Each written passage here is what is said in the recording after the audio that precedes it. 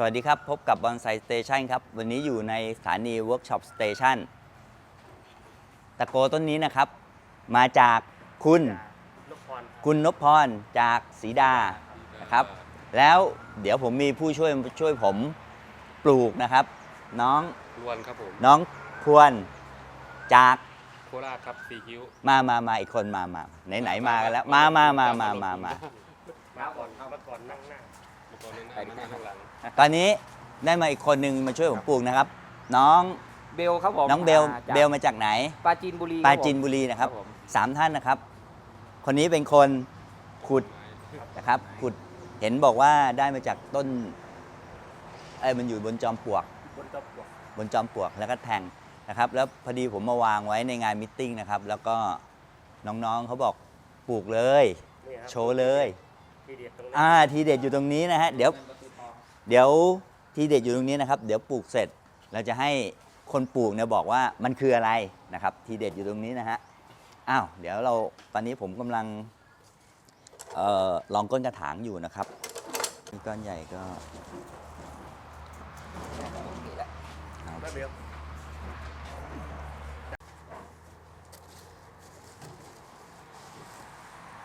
เรื่องต่อฮึบระวังตกของตายด้วย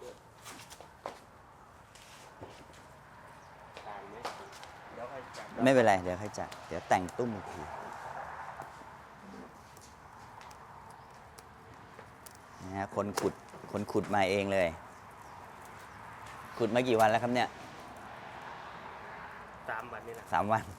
ดีขุดเลยปลูกเลยดีปลูกเลยดีแล้วมันไม่แห้งดีขุดเลยปลูกเลยดีนะครับ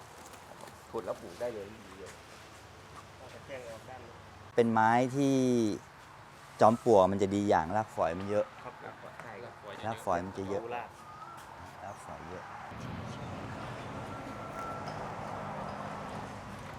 ตุ้มก็ถือว่าตุ้มไม่หนานะครับไม้ประมาณนี้นะฮะ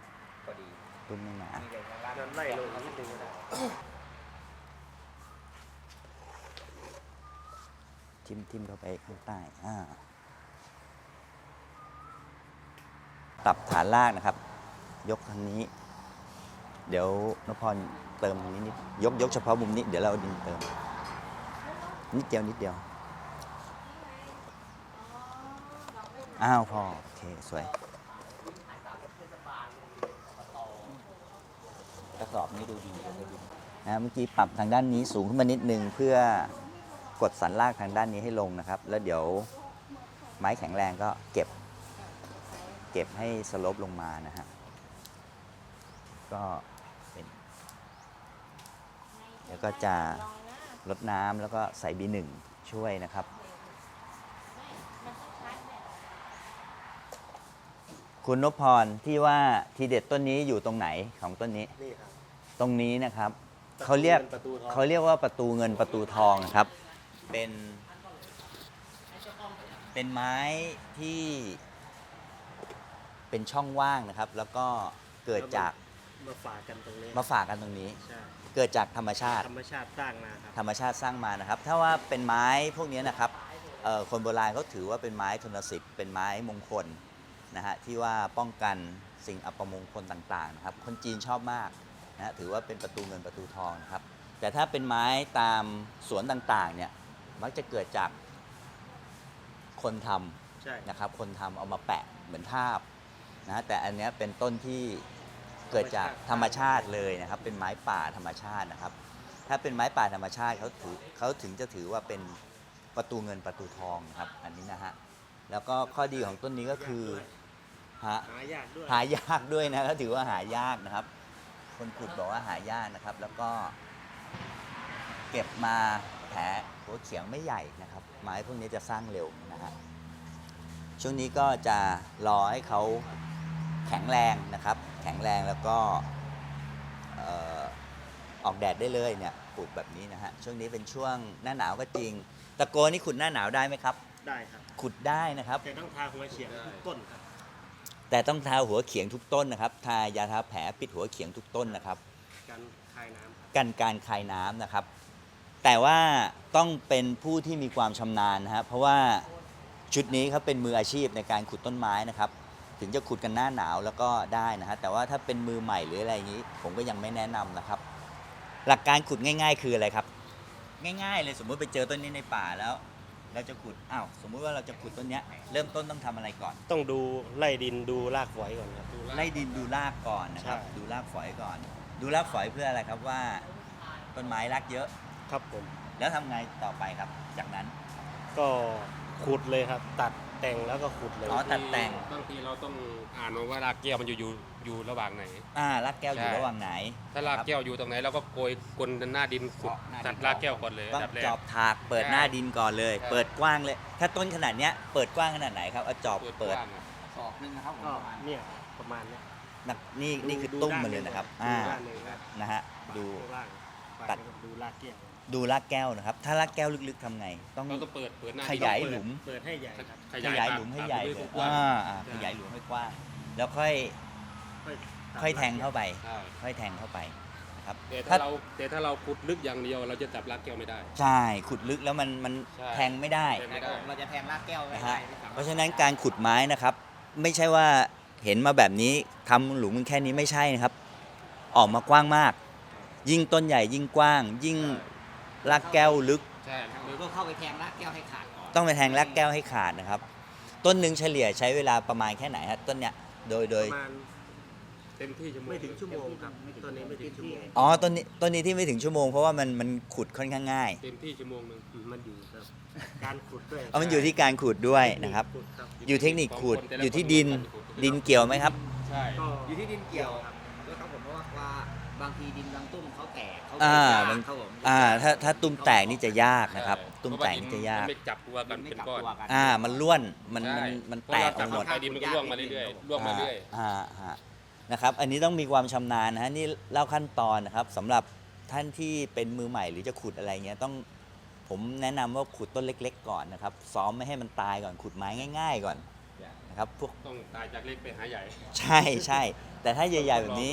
ต้องมีความชำนาญนะครับนะฮะแล้วก็ช่วงที่เขาขุดเนี่ยเขาดูฤดูกาลไหมครับฤดูกาลหน้าฝนขุดกันไหมครับ ไม่ขุดครับ ไม่ขุดนะครับ ไม่ขุดเพราะอะไรครับหน้าฝน ตุ้มมันแตกครับ ตุ้มมันแตกนะครับ เพราะว่า มันจะไม่ได้ตุ้ม มัน ดิน เปียกนะฮะ ใช่ ดินมันชื้น แต่ถ้าว่าหน้าแล้งๆ หน้า เงี้ย แรงนะขุดไ ดินมัน มันจับตัว จับตัวกันนะครับ และตุ้มไม่ค่อยแตกนะครับ อันนี้ก็เป็น อีกอย่างหนึ่งไม้จะแตกเร็วด้วยหน้าร้อน แตกเร็วด้วยใช่ไหม ไม่ใช่ครับผมแตกใบครับผม อ๋อแต แต ก ก ใบ ใบ แตกใบนะฮะอันนี้ก็ช่วงนี้มันเป็นช่วงที่ตะโกมันจำศีลพอดีนะครับ มันขุดมันก็จะมันพักตัวของมันพอดีนะฮะก็อย่างนี้ใช้เวลาประมาณกี่วันครับ ถึงจะแตก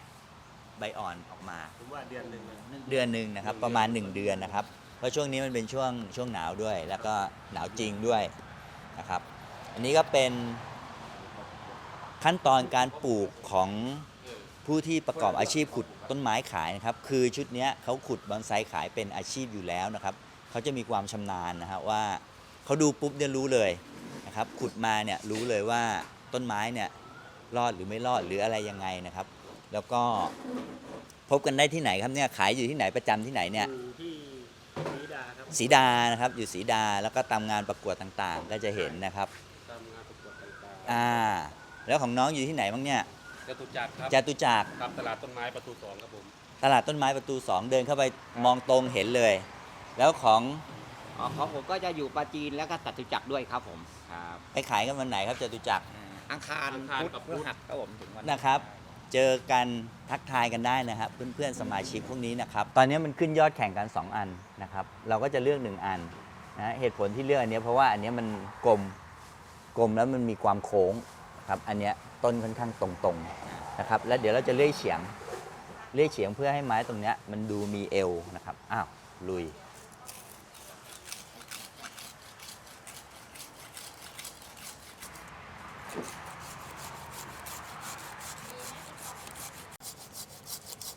ช่วงที่เราปลูกใหม่นะครับ ตอนนี้รากฝอยยังไม่แตกนะครับ ก็สามารถตัดได้นะครับ เพราะว่าถ้าเราช่วงรากฝอยแตกเริ่มแตกออกมาอย่างเงี้ยประมาณเดือนกว่าแล้วเรามาตัดยังไม่ดีนะครับ เพราะว่าการตัดเนี่ยทำให้ต้นมันโยกนะฮะไปข้างหลังไหม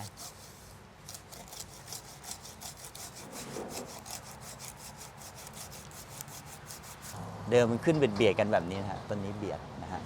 ก็พอเราตัดออกไม้ก็จะเห็นเอวขึ้นนะครับ แล้วเดี๋ยวเก็บงานอีกทีหนึ่งนะฮะเก็บตรงนี้บริเวณนี้ต้นก็เขาก็จะดูเอี้ยวอันนี้ผมก็มาตัด2ทศนะฮะ2ทศประมาณตรงนี้ เพราะว่าไม้มันได้2เอี้ยวนะฮะเราได้2เอี้ยวตรงนี้อนาคตก็ทิ้งกิ่งมา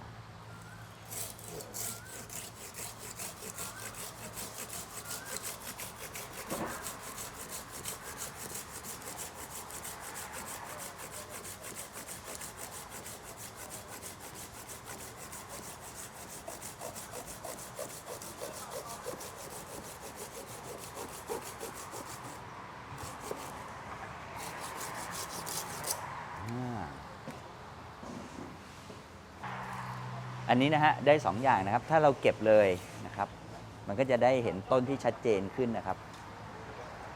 ถ้าเราเก็บนะฮะแต่ถ้าเราปล่อยไว้มันก็ดูเป็นซากธรรมชาติดีนะฮะก็อันนี้ไว้เป็นทางเลือกนะครับอีกหน่อยใช้ตัวเจียเก็บขอเก็บไว้ก่อนฮะซากมันสวยดีขอเก็บไว้ก่อนนะฮะไว้แกะซากนะครับอันนี้ก็จะได้ต้นนะครับเดี๋ยวหลังจากนี้ก็จะทายานะครับสิวยังไม่มีเก็บนะครับก็ยังไม่เก็บแผลตรงนี้นะครับเพราะว่าสิวไม่มีนะฮะหรือเดี๋ยวถ้านั่นผมก็ใช้หินเจียนะครับแล้วก็ไอเจียซอกนะครับแล้วใช้เก็บไม้ก็จะไม่ค่อยช้ำนะฮะวันนี้ก็ได้ประมาณตรงนี้ก่อนนะครับก็สำหรับตัวนี้ก็ได้ประมาณนี้ครับอันนี้ทำให้รากมันงุ้มนะครับพอรากมันงุ้มติดดินอย่างเงี้ยแล้วเราล่อแบบนี้เขาก็จะแตกรากฝอยนะครับอันนี้ก็ล็อกด้วยลวด2เส้นนะฮะ2จังหวะนะครับทำเป็นตัวยูแล้วก็กดลงไปนะฮะ